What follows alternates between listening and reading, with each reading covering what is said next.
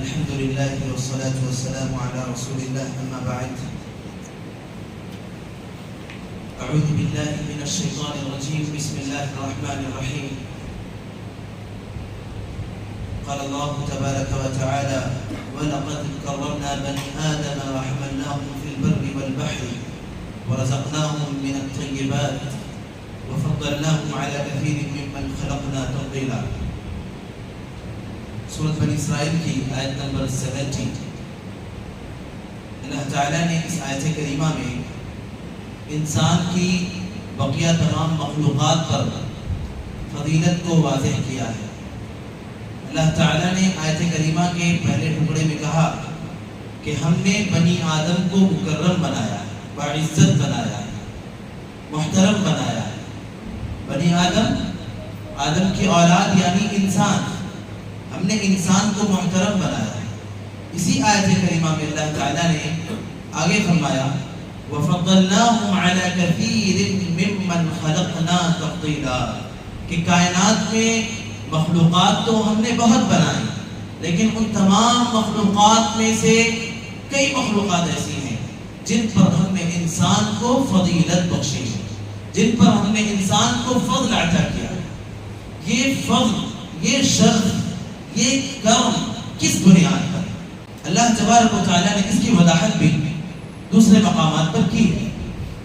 چنانچہ اللہ تبارک و تعالیٰ نے فرشتوں سے کہا کہ میں دنیا میں ایک انسان بنانا چاہتا ہوں، اپنا جانشین بنانا چاہتا ہوں. فرشتوں نے اعتراض جتایا تو اللہ تعالیٰ نے ان کے اعتراض کو واضح کرنے کے لیے، ان کا جواب دینے کے لیے آدم علیہ السلام کو جب مٹی کے ذریعے سے پیدا فرمایا تو اللہ تبارک و تعالیٰ نے اس پورے منظر کو اللہ تعالیٰ نے قرآن مجید میں بیان کیا کہ ہم نے آدم کو بہت ساری چیزوں کے نام سکھائے. پھر ان کی فضیلت کو واضح کرنے کے لیے اور ظاہر کرنے کے لیے اللہ تعالیٰ نے فرشتوں کی موجودگی میں آدم علیہ السلام سے کہا کہ انبئہم باسمائہم، بتاؤ چیزوں کے نام.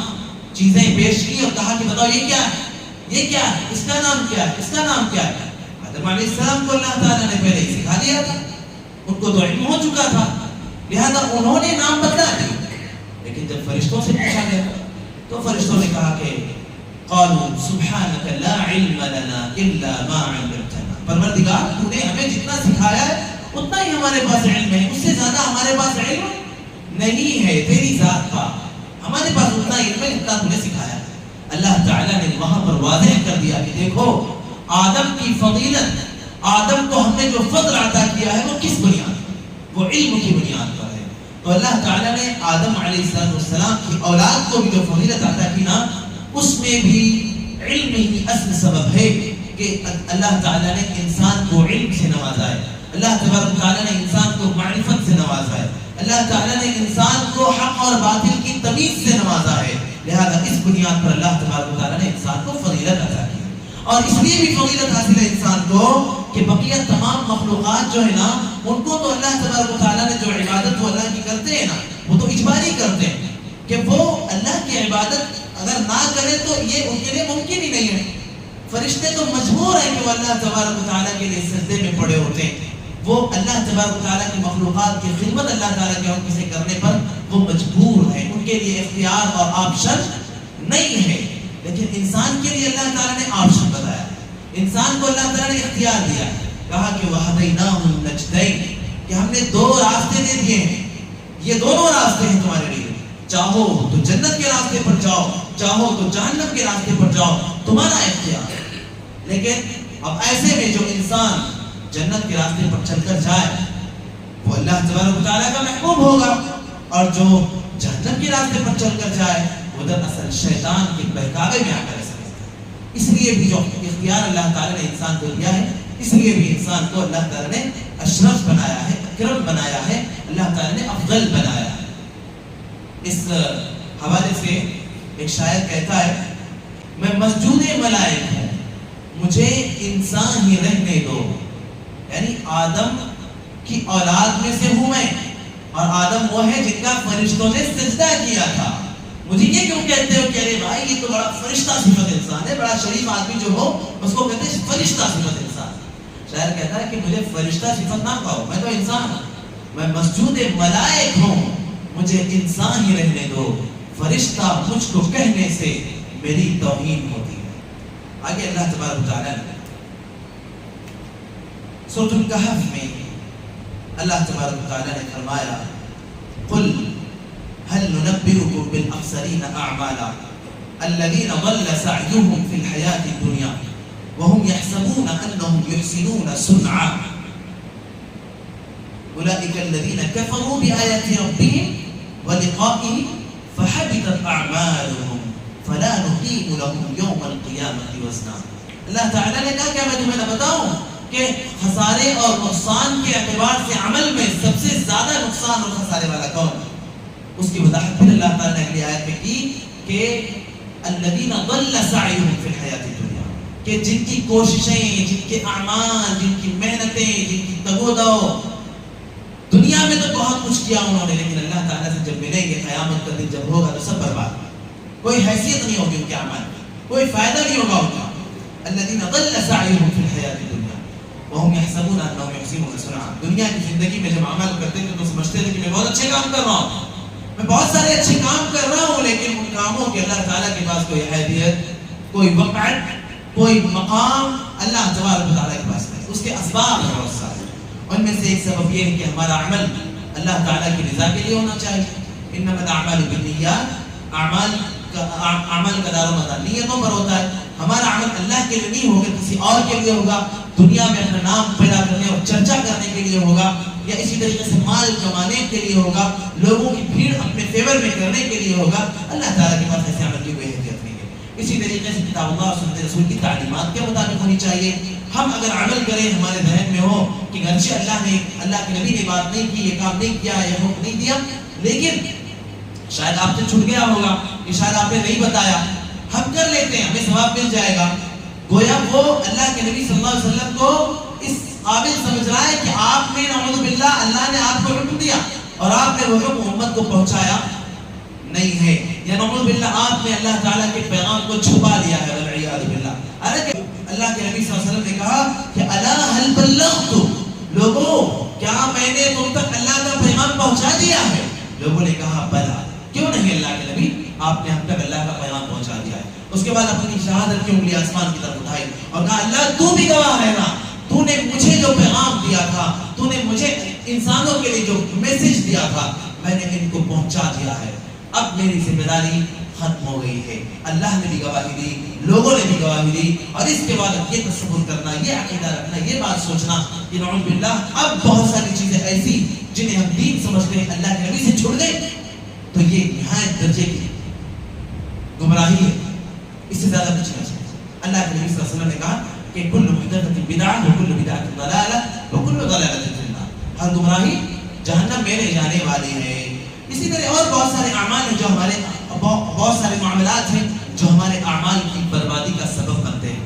ہمیں چاہیے کہ ہم اپنے اعمال کے ساتھ ساتھ, اپنی نیکیوں کے ساتھ ساتھ, اپنے ذکر و اذکار, تلاوت قرآن, نماز, روزے, صدقات, خیرات, حج, عمرے, ان سب نیکیوں کے ساتھ ساتھ اپنے اعمال کو بار بار چھان پھٹک کر دیکھتے رہیں کہیں ان میں گھن تو نہیں لگ رہا. جس طریقے سے اناج اور غلے میں گھن لگ جاتا ہے نا, کیڑے لگ جاتے ہیں, اندر اندر کھا ڈالتے ہیں, اس کو کھوکھلا بنا دیتے ہیں, کہیں ہمارے اعمال میں ایسے گھن تو نہیں لگ رہے کہ ہم عمل کرتے جا رہے ہیں لیکن اللہ کے پاس وہ اکاؤنٹ میں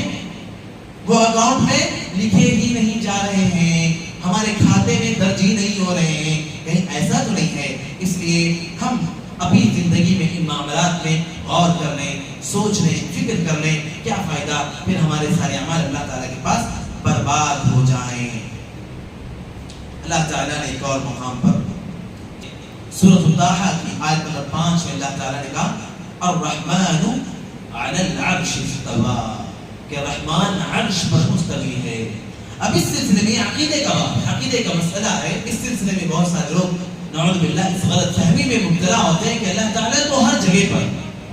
اللہ تعالیٰ ہے نا, اللہ تعالیٰ ہم میں ہے, اللہ تعالیٰ تم میں ہے, اللہ تعالیٰ یہاں ہے, اللہ تعالیٰ وہاں ہے, دنیا میں کوئی ایسی چیز نہیں ہے کہ اللہ اس میں نہ. یہ تصور رکھتے ہیں اور یہ عقیدہ رکھتے ہیں, اور یہ نہایت بدترین اور بڑا ہی خطرناک عقیدہ ہے.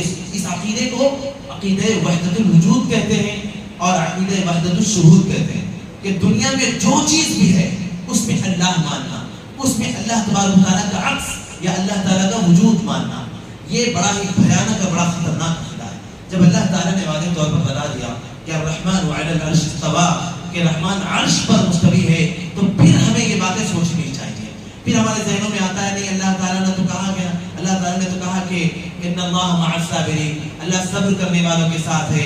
کبھی اللہ تعالیٰ نے کہا کہ اللہ تعالیٰ احسان کرنے والوں کے ساتھ ہے. ان میں معاملہ کیا؟ دراصل جہاں پر اللہ تبارک و تعالیٰ نے یا نبی صلی اللہ علیہ وسلم نے یہ پیغام دیا ہے کہ اللہ تعالیٰ تمہارے ساتھ ہے، وہ دراصل اللہ علم کے ساتھ پوری کائنات میں. اللہ تعالیٰ کا علم پوری کائنات کو محیط ہے. دنیا کا کوئی باریک سے باریک ذرہ بھی اللہ تبارک و تعالیٰ کے علم کے دائرے سے باہر نہیں ہے. اسی طریقے سے اللہ تبارک و تعالیٰ کی مدد، اللہ تبارک و تعالیٰ کی طاقت اور قوت، اس سے باہر دنیا کی کوئی چیز نہیں ہو سکتی اور نہیں ہے. یہ ہے مفہوم ان چیزوں کا.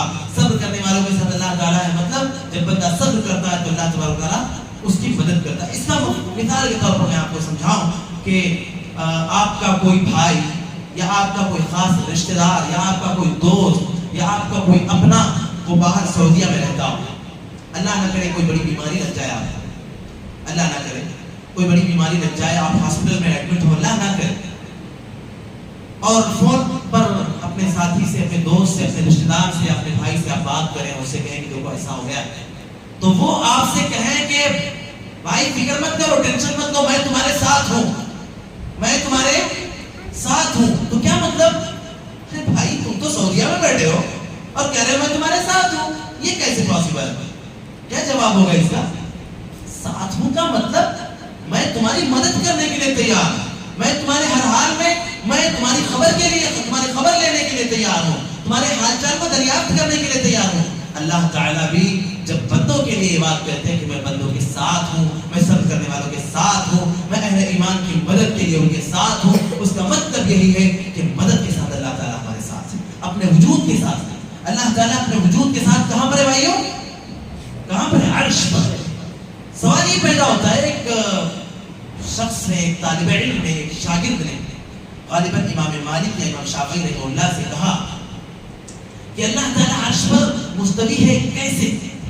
کیا کیفیت کیا ہے اس کی؟ کیا اللہ تعالیٰ عرش پر کرسی کی طرح یعنی بیٹھا ہوا ہے، یا اللہ تعالیٰ اس پر آرام فرما ہے، یا کیا کیفیت کیا ہے اس کی؟ امام مالک رحمہ اللہ نے کہا کہ الاستواء معلوم والکیف مجہول والایمان به واجب والسؤال عنه بدعہ. 4 جملے ہیں، یاد رکھو میرے بھائیوں، پھر مت بولیے گا. کبھی کوئی آپ سے سوال کرے کہ اللہ تعالیٰ عرش پر ہے، حالانکہ بہت ساری جگہوں پر قرآن مجید میں اللہ صبر کرنے والوں کے ساتھ ہے، اللہ اہل ایمان کے ساتھ ہے، اللہ تعالیٰ ان کے ساتھ ہے، ان کے ساتھ. کیا مطلب اس کا؟ آپ کہتے ہیں اللہ عرش پر ہے، یہ کیسے ہو سکتا ہے؟ اور عرش پر کیسے ہے؟ کیا عرش پر اللہ تعالیٰ کی کوئی یعنی مسہری لگی ہوئی ہے، کوئی بیڈ لگا ہوا ہے، کوئی بڑی سی کرسی لگی ہوئی ہے، کیسے صوفہ ہے، کیسے؟ تو اس کا جواب ہے اللہ تعالیٰ نے ہمیں بس اتنا بتایا ہے کہ الرحمن علی العرش استویٰ، رحمان عرش پر مستوی ہے. مستوی کا مطلب بلند ہے، عرش پر بلند ہے اللہ تبارک و تعالیٰ. اس کی کیفیت الاستواء معلوم والکیف مجہول، اس کی کیفیت نہیں بتلائی ہمیں، لہذا الایمان به واجب، جتنا بتایا اتنے پر ایمان رکھنا واجب ہے. والسؤال عنہ بدعہ، اور غیر ضروری سوالات کے اندر جانا، اس میں طرح طرح کے سوالات کرنا، ڈیپ میں جانا بدعت ہے. جتنا بتایا گیا اس پر عمل کرنا، اس پر ایمان رکھنا ہے واجب ہے. بات سمجھ میں آئی نا بھائیوں؟ نہیں سمجھ میں آئی؟ آ گئی سمجھ میں؟ الحمدللہ. تو اللہ تبارک و تعالیٰ آسمان پر، ساتویں آسمان پر اللہ تبارک و تعالیٰ کا عرش قائم ہے، اور اللہ تبارک و تعالیٰ اس عرش پر مستوی ہے. اب سوال یہ پیدا ہوتا ہے کہ اللہ کے نبی صلی اللہ علیہ وسلم کہتے ہیں اللہ تعالیٰ ہر رات کے آخری حصے میں آسمان دنیا پر آ کر آواز لگاتا کہ کون ہے میرا بندہ جو مجھ سے مغفرت مانگنا چاہتا ہے، کون ہے میرا بندہ جو مجھ سے مدد چاہتا ہے، کون ہے میرا بندہ. اللہ تعالیٰ اگر آسمان دنیا پر مدد لگاتا، آواز لگاتا ہے، تو کیا مطلب؟ اللہ تعالیٰ تو عرش پر ہے، پھر یہ کیسے؟ اللہ نے ہمیں جتنا بتایا اسی پر ایمان رکھنا ضروری ہے. غیر ضروری سوالات میں پڑھنا اور اپنے ذہن کو ان فضول کے سوالات میں خراب کرنا اور ایمان کے معاملے میں شک میں پڑنا، یہ ایک صاحب ایمان کی علامت اور پہچان نہیں ہے۔ جتنا بتایا گیا اس سے 1% بھی آگے بڑھنا نہیں ہے۔ بات واضح؟ جی ہاں، اللہ تعالیٰ ہم سب کو کتاب اللہ اور سنت رسول پر عمل کرنے کی توفیق عطا فرمائے۔ ہم لوگ جو سیکھ رہے ہیں، جو سمجھ رہے ہیں، اللہ کے کلام کے ساتھ ہم نے جو تعلق اور رشتہ جوڑا ہوا ہے اور اس رشتے کو مضبوط سے مضبوط کرتے جا رہے ہیں، اللہ تعالیٰ ہمیں ہمیشہ قرآن مجید کے ساتھ ہمارا یہ تعلق برقرار رکھے، ہمارا رشتہ ہمیشہ اللہ کے کلام کے ساتھ مضبوط رہے۔ آمین۔ سبحانک اللہم و بحمدک، اشہد ان لا الہ الا انت، استغفرک و اتوب